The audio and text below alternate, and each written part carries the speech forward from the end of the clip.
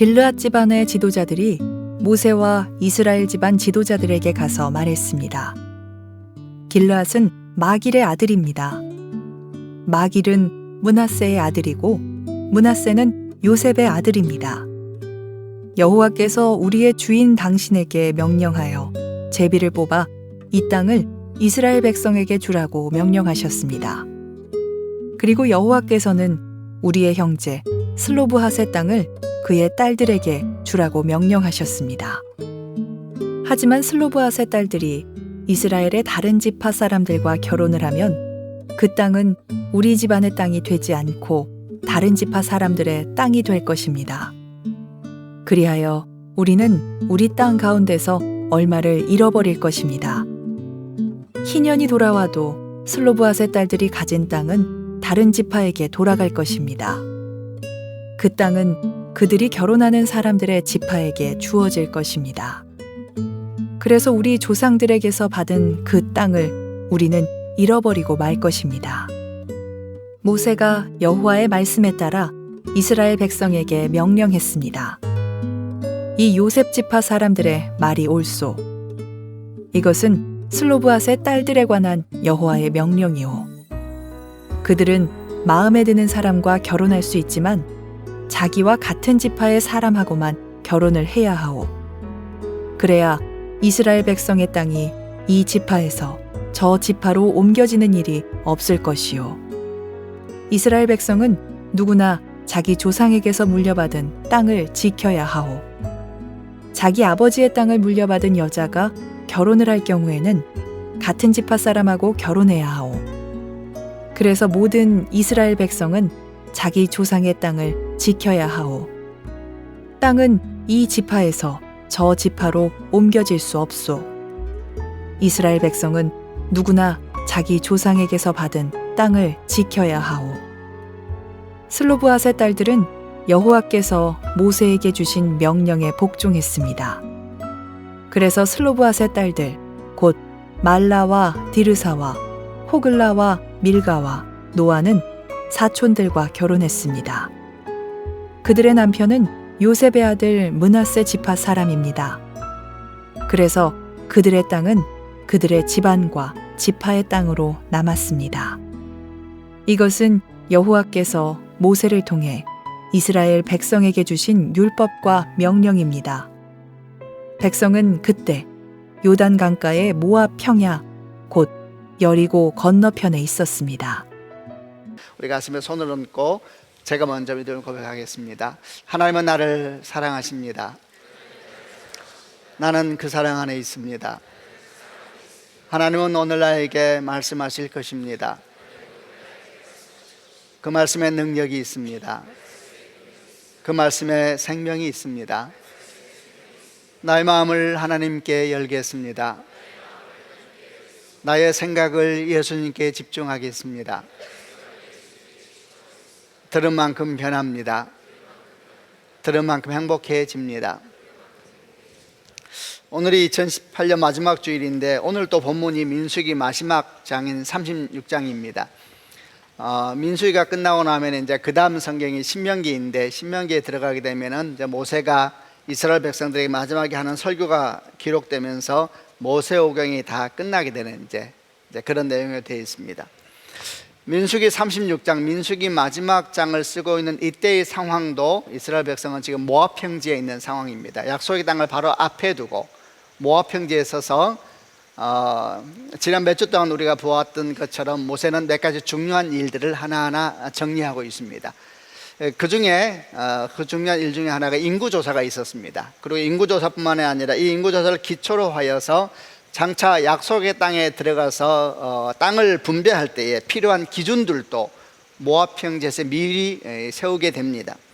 오늘 우리가 묵상하는 신명기 36장 제일 마지막 말씀은 이 땅의 분배와 관련된 기준을 세우는 과정에 있었던 일종의 이야기들, 땅을 분배하는 기준을 세우는 과정에 있었던 일련의 일들을 이야기하고 있는 내용입니다.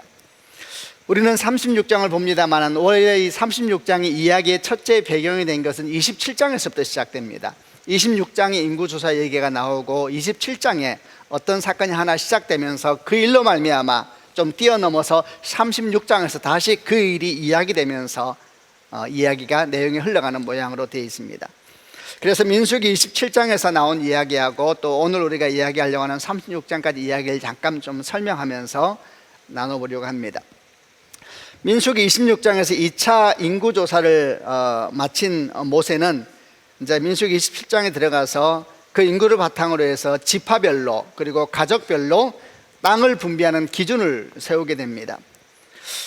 그 기준은 두 가지였습니다. 첫째는 인구수에 따라서 인구수가 기준이 되고, 두 번째는 제비뽑기라는 기준, 두 가지를 세워서 이제 땅을 이렇게 분배하라, 이렇게 주께서 모세를 통해서 말씀하시고 기준이 세워지게 된 거죠. 그리고 그렇게 그 기준에 따라서 각 지파별로 땅을 분배하게 되면은 어떤 경우에도 그 땅이 그 지파를 벗어나지 않도록 이렇게 룰을 정했습니다.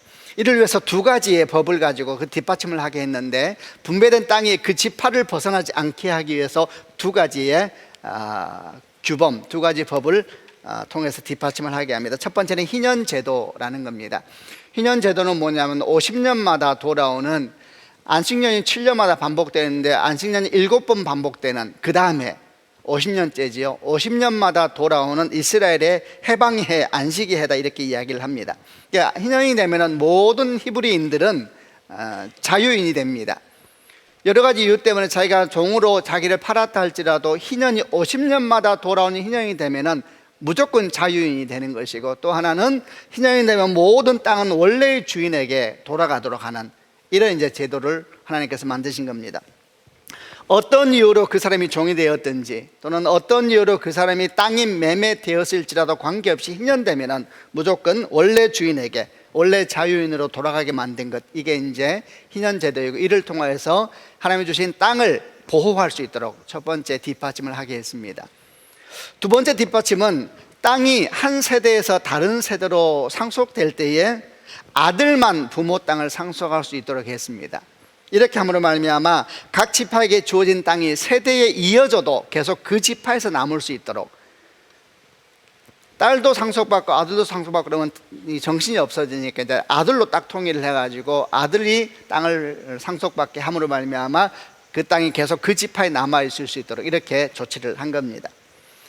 그런데 이렇게 지금 말한 희년 제도라든지 또는 남자만 상속을 받는 제도를 통해서 땅 분배받은 것을 보호해야 된다라는 규칙에 대해서 문제를 제기한 사람들이 있었습니다. 그 사람들은 누구냐면 오늘 제가 나오는 이야기의 주인공이기도 한데 슬로브핫의 딸들입니다. 아버지 이름이 슬로브핫입니다. 슬로브핫의 딸들이 이 일을 가만히 듣다가 문제 제기를 하게 되는데, 그 내용이 뭐였냐면은 이들은 먼저 아버지가 죽은 상태였거든요. 근데 아버지가 죽으면서 딸만 5 남겨놓고 아들이 없이 죽었어요. 그러니까 가만히 보니까 이 아버지가 땅을 상속받지 못하게 되는 거잖아요. 아들이 없으니까. 이것 때문에 문제 제기를 하면서 뭐라고 말하냐면은 자신들의 아버지 슬로브핫이 아들이 없이 죽었는데 아들이 없다는 이유로 땅을 분배받지 못한다면 내 아버지 가문이 영원히 사라져버리는 것이 아닙니까? 사라져버리는 것이 아닙니까? 이름이 없어지는 것이죠. 이렇게 말하면서 아버지의 몫을 딸들인 자기들이 받아서 아버지의 기업을 계속 이어가겠다, 이렇게 이제 제안을 하게 된 거죠. 그래서 그 아버지가 받을 몫을 자기들이 딸이지만 자기들이 받게 해달라, 이렇게 요청한 겁니다. 이 말 속에는 어떤 의미가 있냐 하면은 이제 이 딸들도 결혼해서 아이를 낳게 될 건데 그 아이들을 남편의 아버지의 이름을 따는 것이 아니라 자기의 돌아가신 슬로바스의 이름을 따서 가문을 이어가겠다는 뜻이 있는 것이죠. 그래서 이제 하나님만 이걸 이제 모세한테 가서 얘기를 하니까 모세가 하나님께 기도를 합니다. 그러니까 하나님께서 뭐라고 말씀하시냐면은 슬로바스의 말이 옳다 이래요. 이러면서 원래 정해진 땅 분배와 땅 상속에 대한 규례의 중요한 몇 가지가 보완되면서 이렇게 마무리되게 됩니다. 땅은 기본적으로 아들에게 상속이 되는데 아들이 없이 죽은 경우에는 딸에게 상속된다. 그리고 딸도 없는 경우에는 죽은 사람의 형제들에게 상속이 된다. 만일 형제들도 없는 경우에는 그 아버지의 형제들, 뭐 큰아버지, 작은아버지 이렇게 되겠죠. 그 아버지의 형제들에게 상속된다. 아버지의 형제들도 없는 경우에는 가장 가까운 친족에게 상속된다. 아주 세부적으로 이렇게 이제 규범이 좀 보완되어지는 이런 결과를 슬로바스 딸들이 문제를 제기함으로 말미암아 이루게 된 것이죠. 그 이야기가 27장에 나옵니다. 그런데 이런 결정에 대해서 다시 또 문제를 제기한 사람이 다시 나타납니다. 그들이 누구냐면 슬로브핫이 속해 있던 요셉 지파의 사람들이 문제를 제기하기 시작하는데, 그 이야기가 오늘 우리가 묵상하려 하는 36장에 나오는 이야기입니다. 그래서 그들이 무슨 문제를 제기했냐면, 그 문제를 제기한 내용이 36장 2절부터 4절에 나오는데 한번 같이 읽어보려고 합니다. 제가 먼저 2절 읽겠습니다. 여호와께서 우리 주인 당신에게 명령하여 제비를 뽑아 이 땅을 이스라엘 백성에게 주라고 명령하셨습니다. 그리고 여호와께서는 우리의 형제 슬로브핫의 땅을 그의 딸들에게 주라고 명령하셨습니다. 3절. 하지만 슬로브핫의 딸들이 이스라엘 다른 지파 사람들과 결혼을 하면 그 땅은 우리 집안의 땅이 되지 않고 다른 지파 사람들의 땅이 될 것입니다. 그리하여 우리는 우리 땅 가운데서 얼마를 잃어버릴 것입니다. 희년이 돌아와도 슬로밧의 딸들이 가진 땅은 다른 지파에게 돌아갈 것입니다. 그 땅은 그들이 결혼하는 사람들이 지파에게 주어질 것입니다. 그래서 우리 조상들에게서 받은 그 땅을 우리는 잃어버리고 말 것입니다. 이렇게 이제 문제 제기를 한 겁니다. 내용은 아주 간단합니다. 아들 없이 죽은 사람의 딸에게 땅을 상속하는 것은 좋은 일이지만, 문제는 그 딸이 다른 지파 남자하고 결혼을 해버리게 되면은 그 땅이 그 지파로 넘어가는 것이 아닙니까? 라고 이제 문제 제기를 한 겁니다. 그럴 경우에 하나님께서는 땅을 분배하실 때 말씀하시기를 한 지파가 받은 땅은 다른 지파로 넘어가지 못한다, 이렇게 말씀하셨는데, 이는 결혼을 그렇게 해버리게 되면 땅이 넘어가게 되는 것이니 하나님께서 말씀하는 것과도 어긋나는 것이 아닙니까? 이게 이제 슬로브핫이 속해 있었던 요셉 지파의 사람들이 제기한 문제의 요점이죠. 무슨 말인지 다 이해가 되시죠? 그래서 하나님께서는 또 이 말씀을 모세를 통해 듣고 또 뭐라고 말씀하시냐면은 요셉 지파 사람들이 옳다 이러세요. 그러면서 다시 또 땅의 규범에 대해서 몇 가지를 보완해 주십니다. 그게 36장 5절부터 9절에 있는 말씀입니다. 어떻게 보완하셨는지 한번 읽어보겠습니다. 제가 먼저 5절 읽겠습니다. 모세가 여호와의 말씀에 따라 이스라엘 백성에게 명령하였습니다. 이 요셉 지파 사람들이 말이 옳소. 6절. 이것은 슬로밧의 딸들에 관한 여호와의 명령이요, 그들은 마음에 드는 사람과 결혼할 수 있지만 자기와 같은 지파의 사람하고만 결혼을 해야 하오. 그래야 이스라엘 백성의 땅이 이 지파에서 저 지파로 옮겨지는 일이 없을 것이요, 이스라엘 백성은 누구나 자기 조상에게서 물려받은 땅을 지켜야 하오. 자기 아버지의 땅을 물려받은 여자가 결혼을 할 경우에는 같은 지파 사람하고 결혼해야 하오. 그래서 모든 이스라엘 백성은 자기 조상의 땅을 지켜야 하오. 땅은 이 지파에서 저 지파로 옮겨질 수 없어. 이스라엘 백성은 누구나 자기 조상에게서 받은 땅을 지켜야 하오.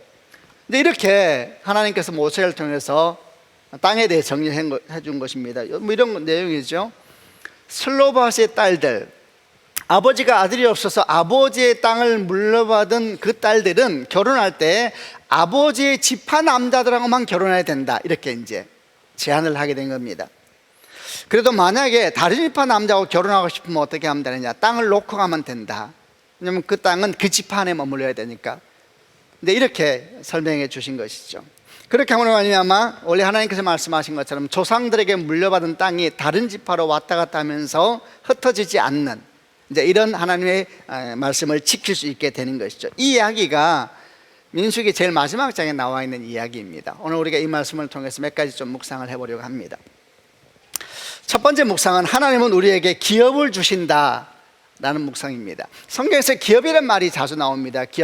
우리에게 기업을 주십시오, 또는 하나님 우리 기업이 되신다, 이런 표현이 많이 나오는데, 기업이란 무슨 뜻이냐면은 하나님께서 우리에게 주시는 유산이나 상속을 의미하는 겁니다. 그래서 구약에서 고대 이스라엘에게서 주로 이제 기업 그러면 뭘 의미했냐면 땅이었습니다. 땅. 그때 축복은 다 땅으로 설명되기 때문에 하나님이 주시는 기업 그러면 구약에서는 땅을 의미했습니다. 그게 기업이자 유산, 상속이라고 설명할 수가 있었죠. 그러나 오늘날 우리가 하나님께 주시는 기업은 무엇을 의미할까? 그것은 하나님이 주시는 모든 은혜를 총체적으로 말하는 것이다, 이렇게 이해하면 됩니다. 그것은 물질이 될 수도 있고 또 자녀가 될 수도 있고 그리고 다른 어떤 것이 될 수도 있고, 그리고 궁극적으로 우리 기업은 하나님이십니다. 왜냐하면 그분이 우리의 복의 시작이기 때문입니다. 아멘이죠. 그래서 우리의 궁극적인 기업은 땅에 있는 것이 아니라 하늘에 있는 것입니다. 그런데 그분께서 우리에게 땅의 기업도 주시는 분이세요. 이미 사실 우리는 기업을 받았지요. 우리 자녀도 우리에게 주신 기업이요, 우리 인생도 우리에게 주신 기업이요, 또 우리에게 주시는 모든 복이 어떤 모양이든지 하나님께서 우리에게 주신 기업입니다. 우선 아멘 하시기를 바랍니다. 근데 오늘 본문에서 우리가 첫 번째 배울 것은 이제 바로 이 내용입니다. 하나님은 우리에게 기업을 주신다라는 겁니다. 민수기 36장 사건의 모든 이야기 시작은 결국 어디에서 시작됐냐면은 땅의 분배 때문에, 땅 문제 때문에 시작되게 된 겁니다. 그러나 땅은 땅에서 끝나지 아니하고 하나님 주신 모든 은혜를 확장해 볼 수가 있겠죠. 하나님께서 각 지파, 각 집안별로 약속의 땅을 분배하게 하셨는데 두 가지 기준을 가지고 했다 그랬습니다. 한 번 더 제가 기억을 해드리겠습니다. 첫 번째는 인구수를 따라서 땅을 분배하게 했습니다. 중요한 겁니다. 그래서 그 지파가 숫자가 많으면은 넓은 땅을 주게 하신 것이고, 지파가 숫자가 작으면은 작은 땅을 주게 한, 이게 숫자에 따라서 땅을 분배하게 했고, 두 번째 기준은 제비뽑기입니다. 제비뽑기는 뭐냐면 사람이 어떻게 하는 것이 아니라 안 믿는 사람은 운이라 그러지요. 그러나 구약에서 제비뽑기는 주님의 주권적인 개입을 의미하는 표현입니다. 제비뽑기를 하게 한 겁니다. 제비뽑기를 하여서 땅의 크기는 정해졌다 하더라도 그 땅을 어디에서 얻을 것인가의 문제는 다르잖아요. 그래서 그 땅을 어디가, 어느 지파가 어느 땅을 가질 것인가에 대해서는 제비뽑기로 하겠습니다. 그게 두 가지로. 가정도 똑같습니다. 가정별로 또 집을 나눠줄 때도 인구수가 많으면 땅을 크게 줬습니다. 그러나 어디를 주냐가 문제죠. 뭐 우리로 말하면 강남을 줄 것인가 강북을 줄 것인가, 이게 민감한 거잖아요. 근데 그 위치는 제비뽑기로 하게 했습니다. 하나님의 주권적인 개입을 통해서 그 땅을 하게 한 것이죠. 이런 이제 하나님의 땅 분배에 대한 기준을 보게 되면 두 가지를 묵상할 수가 있죠. 첫 번째, 땅의 분배에서 소외된 사람은 아무도 없었습니다. 이스라엘 백성들이 명부에 기록된 사람, 인구조사는 명부 기록하는 겁니다. 명부에 기록된 사람은 누구나 다 땅을 분배받을 수 있도록 했습니다. 예외는 없었습니다. 두 번째, 각 사람에게 주어진 땅은 궁극적으로 하나님께서 지명하여 그에게 준 땅입니다. 다른 말로 하면 이런 것입니다. 각 사람에게 주어진 땅은 그 사람에게 가장 알맞은 땅을 하나님께서 주신 것입니다. 크기도 위치도 모양도 그 사람에게 가장 알맞은 땅을 주었다는 것을 가르쳐 주는 것이 제비뽑기라는 기준이죠. 성도 여러분, 하나님께서는 각 사람에게 주시는 땅이 있습니다. 여러분은 어떻게 생각하세요? 이스라엘 백성들은 명단에 들어있기만 하면 그 사람에겐 애요 없이 분배될 땅이 있었습니다. 중요한 것은 뭐냐 하면은 그 명단에 이름이 들어있느냐가 결정적인 문제일 뿐입니다. 그 명단에 이름이 붙어있으면 그 사람이 어떤 사람이든 간에, 어느 집안 사람이든 뭐 배웠든 못 배웠든 외모가 어떠하든 그 명단에 들어있기만 하면 반드시 하나님께서 그에게 분배할 땅이 있는 것입니다. 그래서 사실 이 땅에 대한 얘기할 때 여기서 중요한 것은 뭐냐 하면은 그 명단에 들어가 있느냐가 중요합니다. 자, 여러분, 이제 우리에게 물어보겠습니다. 우리는 어떻습니까? 우리도 똑같이 말할 수 있습니다. 하나님께서 우리에게 줄 땅이 있으십니다. 아멘 하십시오. 하나님께서 우리에게 주실 땅이 있으십니다. 그런데 이 얘기를 시작하려면 전제 자체가 뭐냐면 여러분이 그 명단에 들어가 있어야 합니다. 그 명단에 들어가 있으면 이 이야기는 우리 얘기가 되는 것이고, 명단에 안 들어가 있으면 남 얘기가 되는 겁니다. 그래서 우리가 그 명단에 들어가 있느냐, 이게 중요한 겁니다. 여러분은 하나님의 명단에 들어가 있습니까? 요한복음 1장 12절 말씀에 영접하는 자, 곧 그 이름을 믿는 자들에게는 하나님의 자녀가 되는 권세를 주셨다 이랬지요. 하나님의 자녀가 되는 권세에 대한 성경의 또 다른 표현은 생명책에 그 이름을 기록했다라는 표현으로 다른 곳에 나오기도 합니다. 그래서 하나님의 아들이신 예수를 믿는 사람은 명단에 기록된 사람입니다. 아멘이죠. 그리고 그 기록된 사람은 반드시 하나님의 기업을 받도록 숙명적으로 예정된 사람입니다. 아멘이죠. 사실 이 말씀은 여기 처음 나오는 게 아니라 성경 곳곳에 흐르는 주의 약속입니다. 창세기 12장에서 하나님께서 아브라함을 부르셔서 그를 믿음의 아비로 삼으면서 위대한 믿음의 여정을 시작할 때 뭐라고 부르셨습니까? 여호와께서 아브라함에게 이르시되 너는 너의 본토 친척 아버지의 집을 떠나 내가 내게 개혁 개정은 보여줄 땅으로 가라 했죠. 원래 계획한 거는 내가 내게 줄 땅으로 가라 그랬습니다. 같은 이야기입니다. 주님께서 아브라함을 부르신 이유는 그 땅 보여주기 위해서 부른 게 아닙니다. 그 땅 주시기 위해서 부른 것입니다. 아멘이죠. 하나님께서 그 아브라함에게 땅 주시기 위해서 부르신 겁니다. 그래서 저는 이 말씀을 생각하면 흥분이 돼요. 그래서 이렇게 하나님 기도합니다. 하나님께, 하나님 제 땅 주세요. 하나님 제게 주시기로 한 땅 주세요. 어떻게 생각하세요? 이 기도에 대해서? 땅 얘기랑 민감하세요? 그럼 좀 바꿔볼게요. 하나님 제게 주시기로 예정된 그 은혜 주세요. 제게 주시기로 약속한 그 평강 주세요. 제게 주시기로 약속한 그 은총 내게 베풀어 주세요. 여러분, 저는 사실 이 창세기 12장 말씀, 내가 내게 줄 땅으로 가라는 말 할 때마다 이전부터 이 기도를 제가 했습니다. 하나님, 제 땅 주세요. 어떤 사람은 제가 이런 기도할 때 이렇게 말할지 모르겠습니다. 아니, 무슨 기도가 그러냐. 여러분, 그러나 저는 당당합니다. 시편 2편 7절 8절 말씀, 내가 여호와의 명령을 전하노라. 여호와께서 내게 이르시되 너는 내 아들이다. 오늘날 내게 너를 낳았도다. 내게 구하라. 내가 열방을 유업으로 주리니 네 소유가 땅끝까지 이르게 될 것이다. 이랬습니다. 너는 내 아들이다. 오늘날 내가 너를 낳았도다. 이 말은 요한복음 1장 12절과 연결시키면 무슨 말이냐면은 내가 하나님의 명단에 들어가 있다는 이야기입니다. 너는 내 아들이다. 아멘으로 받으시겠습니까? 하나님의 명단에 들어가 있다는 거예요, 여러분이. 너는 내 아들이다. 오늘날 내가 너를 낳았도다. 그 다음 뭐랍니까? 내게 구하라 그랬어요. 그래서 구하는 거예요. 주세요, 하나님 땅. 제게 주시기란 땅 주세요. 여러분, 제가 지금 여러분에게 기복신앙에 깊이 빠져있는 모습을 보이는 것 같습니까? 아닙니다. 진짜 기복신앙에 빠진 사람이 누군지 아세요? 그 사람은 하나님이 주시겠다고 하는 땅에는 관심도 없고 다른 땅 달라고, 다른 땅 갖겠다고 죽으라고 기도하면서 금식해가지고 주님 막 당황스럽게 만들고 안 주면 죽겠다 그러고 막 엉뚱한 땅 달라고, 하나님 주시라는 약속의 땅이 있는데 엉뚱한 땅 달라고 죽으라 기도하는 그 사람이야말로 기복신앙을 가진 것입니다.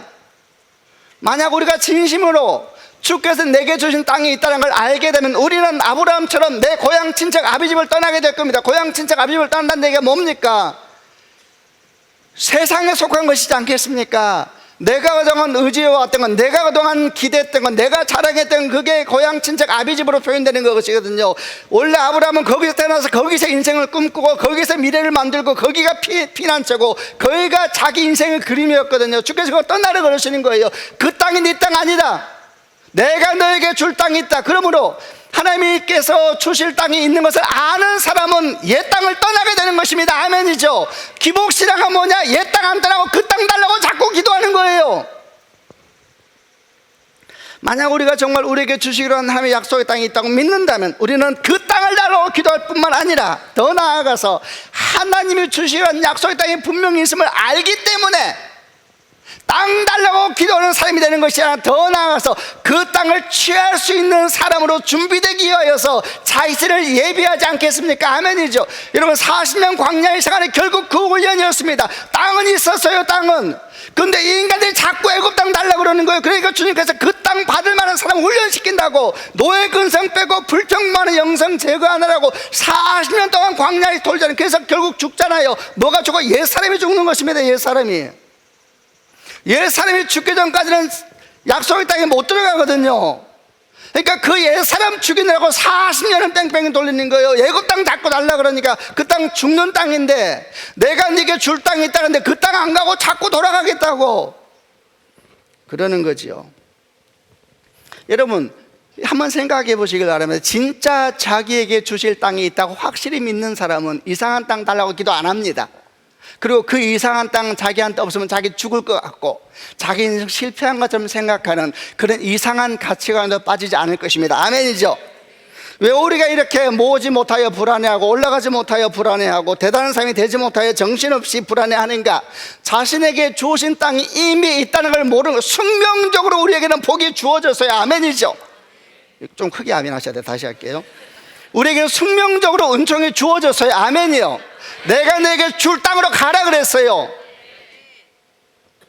출애굽할 때부터 주께서 말씀하셔서 네게 줄 땅이 있다 그랬어요. 땅이 있다고. 그래서 가자 그러는데 자꾸 옛날 땅 얘기하면 주께서 돌리는 거잖아요. 하나님이 우리에게 주실 땅이 있습니다. 아멘. 주실 은혜가 있습니다. 아멘. 주실 평안이 있습니다. 그러므로 하나님께 구하시길 바랍니다. 그리고 그 은총이 왔을 때 은총을 다스릴 준비가 안 되어 있으면 은총은 그 반대가 되는 걸 우리 모두가 잘 알고 있지 않습니까? 그래서 우리는 하나님이 이미 우리에게 약속의 땅을 약속하셨어요. 우리는 다 땅이 있어요. 우리에게. 아멘이죠. 우리가 잘해서 주려는 게 아니라 이미 주기로 한 약속의 땅이 있어요. 한번 가슴에 손을 얹어 보시죠. 따라서 내게 주기로 한 땅이 있다. 땅 바꿔볼까요? 좀 표현을. 땅에 민감한 시대니까. 내게 주기로 한 은혜가 있다. 이건 숙명적으로 있는 거예요. 크리스찬에게는. 아멘이죠. 이제 그럼 우리는 어떻게 될까요? 그걸 불안해하지 말고 그 땅을 취했을 때 복으로 만들 수 있는 믿음의 사람이 되기 위해서 나를 훈련시키고 준비하고 그래야 되는 것입니다. 그러면 주님이 은총의 때가 속히 오게 될 겁니다. 이스라엘 백성들 생각해 보세요. 원래 뺑뺑이 안 돌아도 됐었어요. 근데 왜 계속 도느냐? 하나님이 이상한 분이 아니세요. 약속의 땅에 들어가서 그 땅을 다스릴 능력이 없는 겁니다. 그럼 돈 주면 안 되거든요. 망하는 길이거든 그거요. 그러니까 계속 그 옛사람 죽기까지 계속 도는 거예요. 만약에 그들이 출애굽하자마자 죽게 바로 인생을 드리고 옛사람을 십자가에 못 박고 갔다면 그들은 속히 약속의 땅에 올라가서 그 땅을 다스리는 사람이 되었을 것입니다. 아멘이죠. 이제 첫 번째 교훈은 하나님 우리에게 주시기란 땅이 있다.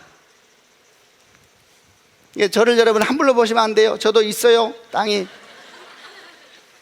하나님 주시기란 땅이 있다. 우리가 왜 주로 말미암아 당당하게 인생을 살 수 있는가? 약속이 있어요. 약속이. 그래서 어깨를 펴고, 여러분 있는 사람은 당당하잖아요. 제가 언젠가 한번 그런 비유를 쓴 적이 있는데, 여러분 보석이 뭐 얼마나 비싼 건지 몰라. 엄청 비싼 보석이 하나 있다. 한 100억짜리 더 쓸까? 한 500억짜리 보석이 있다고 생각해 봅시다. 그럼 보석을 집에 놔두고, 보석 한 불 가져다면 안 되니까 집에 딱 놔두고 가짜 이미테이션 보석 반지를 다 끼고 다닌다고 생각해 보세요.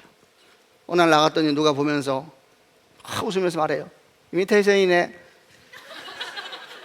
이렇게 말하면 두 가지 나타나요. 없는 사람은 얼굴이 붉어져요. 분노가 일어나죠. 열등감. 그러나 있는 사람이 이렇게 말해요. 어떻게 알았어? 이미테이션.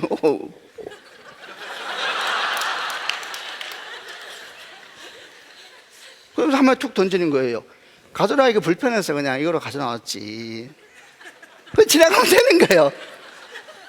없는 사람은 집에 와서 울면서 주여 막 내가 돈을 벌어서 막 없으니까 약속의 땅이 다 있다고 생각해요.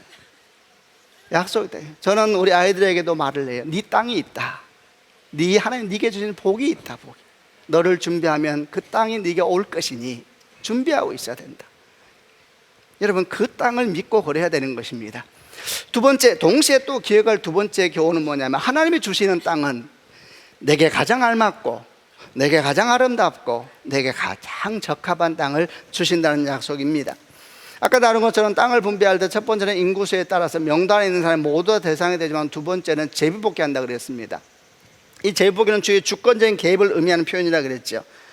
여러분 이것은 분명한 계시죠. 하나님께서 우리에게 주시기로 한 약속, 우리에게 주시겠다는 약속은 우리에게 주시겠다는 땅은 내게 가장 적합하고 내가 가장 위치도 모양도 크기도 내게 가장 아름다운 것입니다. 이 일에 대해서 아주 잘 알았던 사람이 주께서 참 내 마음이 합한 자라 말했던 다윗이 이걸 아주 잘 알았습니다. 그래서 시편 16편 5절 6절에 이런 멋있는 고백을 하는데 이거는 개역개정으로 같이 한번 읽어보겠습니다. 시작. 여호와는 나의 산업과 나의 잔의 소득이시니 나의 분깃을 지키시나이다. 내게 줄로 재어준 구역은 아름다운 것이 있으며 나의 기업이 실로 아름답도다. 얼마나 멋있습니까? 여호와는 나의 산업과 나의 잔의 소득이시니 나의 분깃을 지키시나이다. 내게 줄로 재어준 구역은 아름다운 곳에 있으며 나의 기업이 실로 아름답도다. 이런 말씀을 볼 때에 왕이니까 이런 말을 이렇게 생각하면 안 돼요. 이런 고백은 왕일 때 나온 고백일 수가 없어요. 이런 고백은요. 이런 고백은 믿음의 고백입니다. 믿음의 고백. 나의 기업이 실로 아름답도다. 하나님이 주신 땅이 지금 우리가 보기에는 볼품 없어도 하나님이 주신 약속을 품은 사람은 지금 내 땅도 아름답다는 걸 알 수밖에 없습니다. 그렇지 않아요? 가진 사람은, 내게 이미 약속이 분명한 사람은 과정이 힘들어도 그걸 자기 좋은 영적인 훈련으로 받아들여요. 그러나 없는 사람은 과정이 힘들면 비참한 거예요. 약속이 분명한 사람은 힘들면 힘들수록 강한 용사가 내가 되어가고 있구나, 내가 다스릴 수 있는 능력의 사람으로 준비되고 있구나, 이렇게 생각하지 않겠어요? 그러나 없는 사람은, 그래서 여러분 똑같이 한 끼를 굶어도 왕자가 굶는 거하고 거리를 굶는 것이 달라요. 먹지 못하여 잠을 잘 때 왕자는 배고파 똑같이 잠을 자도 나라 걱정해. 나라 걱정. 내가 먹지 못할 때 얼마나 많은 국민들이 먹지 못하고 이렇게 고민한다면 구걸하는 거지들은 배고프면은 뭐 생각해요? 내일은 또 어디 가서 먹지? 모레는 또 어디 가서 먹지? 누가 나 모르게 먹고 있는 거 없어? 이런 생각하는 거예요. 이게 자기 신분에 대한 이해가 상황을 이렇게 다르게 보는 것입니다. 약속에 대한 이해도 똑같은 것입니다. 다윗이 말합니다.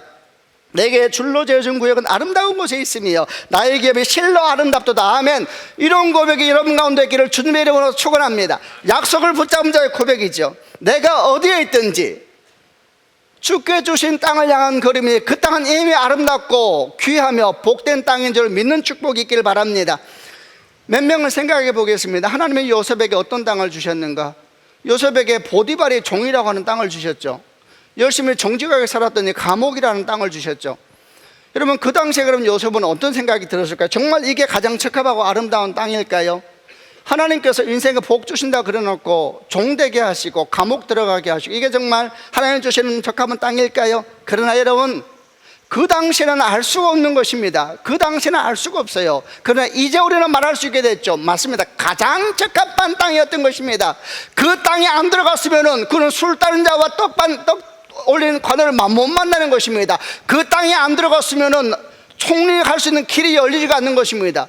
그 땅이 총리 가는 길이었거든요. 그러니까 약속이 있는 사람은 그 땅이 괜찮은 것입니다. 말할 수 있는 것이죠. 예, 가장 아름다운 땅입니다. 아멘이죠. 하나님을 누구보다 사랑하고 하나님의 기름 부어 세운 왕에게조차도 충성하였던 다윗에게 하나님이 유다 광야라는 땅을 주셨습니다. 아둘람 동굴이라는 땅을 주시고 엔게디 광야라는 땅을 주셨어요. 아둘람 동굴에 있을 때는 병들고 지치고 원통한 사람이 400명이 모여들었어요. 이거는 군사가 아니고 더 힘든 사람들이 모여들었죠. 이게 무슨 좋은 땅인가요? 이런 땅을 주님이 주셨어요. 우리는 또 묻게 되죠. 이게 합당한 땅인가 다윗에게요? 이게 다윗에게 적합한 땅인가요? 여기에서 다윗이 아름답게 인생 미래를 만들 수가 있나요? 그때는 모르는 것입니다. 그러나 이제 우리는 말할 수 있죠. 맞습니다, 여러분. 가장 합당한 땅이었습니다. 그 유다 광야라는 땅에서 왕이 준비되고 있었거든요. 왕이요. 그 아둘람 동굴에서 엔게디 동굴에서 주의 신비한 보호하심 속에 주의 나라가 준비되고 있었거든요. 그래서 그 땅 안 갔으면 다윗이 없는 것입니다, 여러분. 그 땅 안 가고 사울 왕이 그를 굉장히 이쁘게 여겼으면 그는 사위로 끝나는 것입니다. 그는 하나님의 역사를 만들 수 있는 사람이 되지도 않고 예수께서 육체로 오실 때에 그의 후손으로 올 수 있는 사람도 안 되는 것입니다. 하나님이 그를 인생을 복 주시기 위하여서 약속이 분명하거든요. 약속을 주셨고 사무엘 선지를 보나 기름 부었잖아요. 왕 될 것이라고. 그 약속이 분명하거든요. 그러니까 그 약속을 딱 붙잡으면 유대 광야도 복된 땅이요, 아둘람도 복된 땅이요, 엔게디도 복된 땅인 줄로 믿습니다. 그러나 그 약속을 딱 놓는 순간 나는 불쌍한 사람이요, 불쌍한 사람. 뒤로 넘어져 코가 깨지고 막. 그러면 우리가 살면서 내게 지금 주어진 땅에 가장 적합하고 아름다운지 어떻게 알 수가 있냐? 우리는 생각하기를 알고 살라 그래요. 그러나 성경의 정신은 그렇지 않습니다. 믿고 알아가라 그래요. 그래서 믿음이 없이는 하나님을 기쁘시게 할 수도 없고 약속을 들어갈 수도 없는 것입니다. 우리는 다 파악하고 걷기를 원하죠. 빨리 숲을 끊어달라고. 하나님은 걸으라 그래요, 믿음으로. 그래서 믿음과 인내는 여러분 같은 것입니다. 같은 것. 인내가 없이 믿음은 없는 것입니다. 인내 없는 믿음이 어디 있습니까, 여러분? 믿음은 전부 다 인내를 동반합니다. 그리고 믿음은 고난과 같은 말입니다. 믿음과 고난은 동반되는 것이고 믿음과 인내는 동반되는 것입니다. 그래서 그들은 믿고 그런 것입니다. 그래서 그들은 그 땅에 있을 때에 어땠습니까? 울어야 됐었죠. 외로워서 슬퍼야 됐었고 기댈 사람이 없어서 하나님을 보면서 노래하고 울어야 됐던 그런 삶을 걸어갔죠. 그런데 약속이 있는 거예요. 약속이 있으니까 그 땅에서 믿음의 씨를 뿌린 것입니다. 시편 126편 5절 6절 말씀에 눈물을 흘리며 씨를 뿌리는 자는 기쁨으로 거두리로다. 울며 씨를 뿌리러 나가는 자는 반드시 기쁨으로 그 곡식단을 가지고 돌아오리로다. 아멘이죠. 여러분, 누가 울더라도 씨를 뿌리는 사람이겠습니까? 그 땅의 약속을 믿는 사람이죠. 하나님이 내게 주신 땅은 내게 가장 합당하고 내게 가장 아름다우며 내게 가장 적합하다고 믿는 사람은 울면서도 씨를 뿌리는 것입니다. 아멘이죠. 성경을 보면 그렇지 않은 사람이 없는 것입니다. 여러분, 오늘 본문에 나오는 슬로브핫이 바로 그런 사람들이었습니다. 이들은 하나님이 주신 땅을 아주 소중히 여기고 있습니다. 하나님 주신 땅을 아주 소중히 여기고, 그러니까 아버지가 아들 없이 죽여서 돌아가셔서 아버지가 땅을 못 받는다 생각하니까 하나님이 주신 기업이 너무 소중한 걸 아는 거예요. 그래서 나서는 것입니다. 우리가 아버지의 기업을 잇겠다고. 그래서 그들이 온 이스라엘 법을 다 흔들어 버립니다. 그리고 하나님께서 그들이 옳다 그러세요. 그리고 그들로 말미암아 새로운 법이 만들어지게 되고, 이런 모든 배경은 뭐냐면 슬로바엇이 하나님이 주신 기업을 소중히 여기고 그 기업을 향해서 나아가는 걸음을 귀중히 여기고 그 일을 걸어간 것이죠. 우리도 그래야 되는 것입니다. 우리에게 주어진 땅을 소중히 여기는 축복이 있기를 바랍니다. 지금 눈에 그렇게 보이지 않다도 약속을 품은 사람은 그 땅을 소중히 여기, 유대 광야도 소중한 것이고 엔게디도 소중한 것이고 보디발의 종의 자리도 소중한 것이고 감옥도 소중히 여기야지 열매가 맺히는 것입니다. 아멘이죠. 자기에게 주어진 지금 땅이 아무리 거칠고 외롭고 그렇더라도 그 땅에서 울며 씨를 뿌려야 되는 이유는 주님이 주신 땅이기 때문에 계속 씨를 뿌리면은 마침내 하나님의 시간이 될 때 선한 열매를 맺을 줄로 믿습니다. 내게 주어진 땅에 때로 나를 부끄럽게 만드는 것 같고 나를 비참하게 만드는 것 같고 내 인생의 미래를 깎아먹는 것 같고 이런 땅이라 할지라도 그것을 하나님이 주셨음을 믿는 자는 소중히 여기고 거기에 씨를 뿌리게 되면 주님께서 말씀하실 거예요. 네가 옳다 그럴 거예요. 네가 옳다. 네가 옳다 그러니까 법이 바뀌어버려요. 말씀이 바뀌어버립니다. 그 기업이 우리가 속한 가정일 수도 있고 우리 자녀일 수도 있고 부모일 수도 있고 우리 자신의 외모일 수도 있고 내 삶에 주어진 어떤 모습일 수도 있고 내게 주어진 것입니다. 약속이 있는 사람은 내게 주어진 것이 나를 슬프게 하여도 씨를 뿌리는 사람입니다. 아멘이죠. 부끄러워하실 것이 없습니다. 우리는 옛것을 떠나서 새것을 향해서 걸어가는 약속의 민족이기 때문에 부끄러워할 것이 없습니다. 계속 씨를 뿌리고 눈물로 씨를 뿌리는 자는 기쁨으로 그 단을 거두게 될 것이다. 계속 씨를 뿌리고 그럼 하나님께서 말씀을 바꿔버리기까지 하면서 그에게 은총을 주세요. 그 딸이 옳다. 슬로바스의 딸이 옳다 그러세요. 그리고 당신의 말을 바꿔버리세요. 이건 대단한 일이지 않습니까? 안 믿는 사람은 이렇게 표현해요. 운명을 바꿔버린다 그러죠. 마지막으로 하나 더 묵상할 것은 하나님의 말씀은 화석화된 문자가 아니라 살아 움직이는 생명이다라는 교훈입니다. 슬로바스의 딸들에게 하나님의 말씀이 주어졌어요 이미. 근데 그들이 그 말씀에 대해서 문제 제기를 합니다. 그리고 모세가 그 문제 제기를 진지하게 받고 하나님께 기도해요. 그리고 하나님께서 그가 옳다 말씀하시면서 원래 주셨던 말씀을 규례를 바꿔버려요. 이런 흐름을 쭉 묵상하다 보면 놀랍습니다. 왜냐하면 이런 모든 흐름이 가르쳐 주는 것은 하나님의 말씀은 화석화된 굳어진 문자가 아니라는 겁니다. 하나님의 말씀은 지금도 살아 역사하는 생명이고 지금도 살아 생활하는 능력이라는 것을 믿음으로 받는 축복이 있기를 바랍니다. 그러나 어떤 사람은 이 말씀을 화석된 문자로 받는 사람도 있고 어떤 사람은 생명의 말씀으로 받는 사람도 있는 겁니다. 슬로바스의 딸들은 후자를 택한 사람입니다. 어떻게 했습니까? 이 말씀을 받자 그 말씀이 참으로 내게 무슨 관계가 있는가 생각했으니까 그런 것이죠. 모세를 통해서 땅 분배에 대한 기준이 정해질 때 이들이 귀를 기울여 들은 것 같아요. 귀를 기울여 듣다가 그 중에 하나가 아들에게 다 상속된다. 그러니까 깊이 생각한 것 같아요. 그 말씀은 나에게 어떤 의미가 있는가. 그리고 그 말씀이 내게 어떤 의미가 있는가 생각하다가 그 말씀을 가지고 모세에게 나아가서 이게 하나님의 말씀을 붙들고 나아가는 것과 똑같은 영적인 원리잖아요. 주의 말씀을 주목하여 듣다가 그 말씀이 마음에 걸리고 내 마음을 힘들게 하고 상하게 하고 나를 지치게 하고 그 말씀을 붙들고 주 앞에 나아가는 것과 똑같은 원리 아니에요. 그리고 하나님께 통하는 것입니다. 하나님 이렇게 할 수는 없는 것이 아닙니까?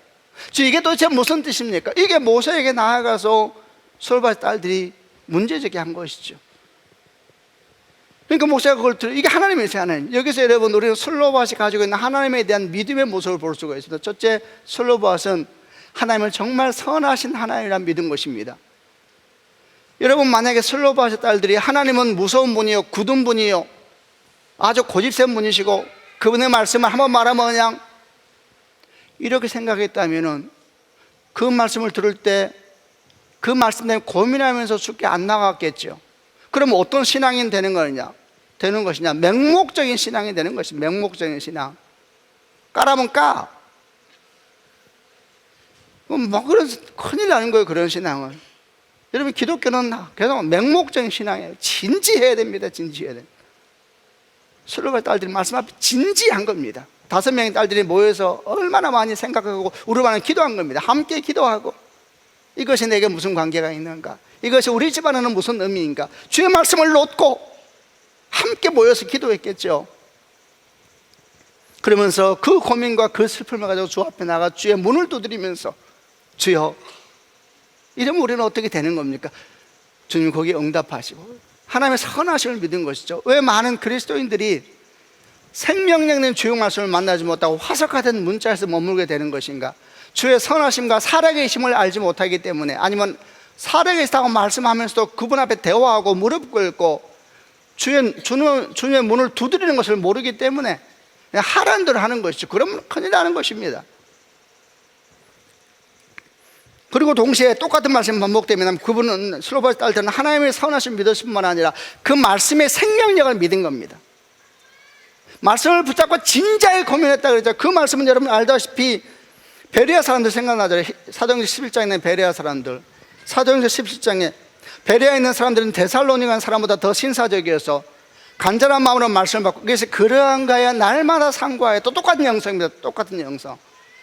말씀 앞에 진지하고, 이 말씀이 살아있는 말씀인 걸 안 것이죠. 그 말씀 앞에 진지하고, 여러분 이렇게 말씀 앞에 고민하지 않는 사람, 말씀 앞에 진지하지 않는 사람은 또 어떻게 되나요? 성장이 없습니다. 성장이. 말씀 앞에 진지해야 돼요. 이게 내게 무슨 관계가 있는가 진지하는 사람은 반드시 성령의 은혜를 받을 수밖에 없는 것입니다. 아멘이죠. 사실 이게 진지한 태도가 주변에 향한 영적인 반응이거든요. 주의 말씀을 진지하게 대하려고 그러고, 말씀을 들을 때 함께 기도하면서 이 말씀이 우리에게 무슨 뜻입니까 모르려고 그러고, 가족끼리 막 논의하고, 상상해 보세요. 얼마나 멋있습니까? 이런 것이, 이럴 때에 역사가 일어나는 것이, 역사가 성장 있고 성숙이 있는 것입니다. 얼마 전에 우리 여수아 목사님하고 이제 TV에서 졸업식 관련된 얘기를 하다가 둘이 서로 감동했어요. 우리 교회가 성경 일동한 사람이 그렇게 많더라고요. 제가 복음 기초라는 강의를 하고 있는데, 무슨 일이 있어서 한번 제가 성경 일독을 한 사람 손 들어보라니까 그 모인 사람 중에 놀랍게도 60% 이상의 성경 일독을 했다 그러더라고요. 안 놀라시나요?